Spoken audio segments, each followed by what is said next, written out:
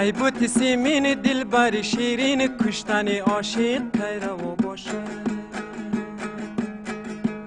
ای بوت سیمین دل بر شیرین کشتن عاشق پیرو باشه عاشق مسکین با دل غمگین به کس و تنها بنوا باشه عاشق مسکین با دل غمگین به کس و تنها بنوا باشه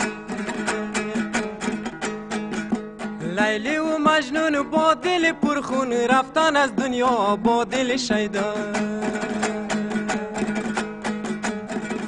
لیلی و مجنون با دل پرخون رفتن از دنیا با دل شیدا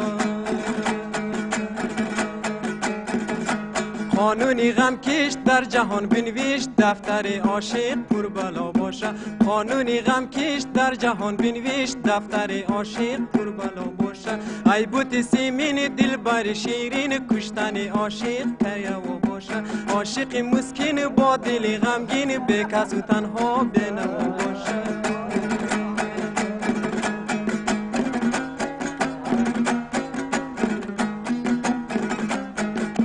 ورقه و گلشاه و میق و عذرا شیرین و فرهاد هر یکی گفتن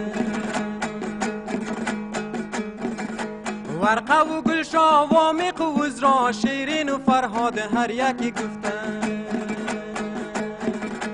هر یکی گفتن صفحه بنوشتن گل بدن ها را یک خطا باشه هر یکی گفتن صفحه بنوشتن گل بدن ها را یک خطا باشه یک چیز بسیار جالب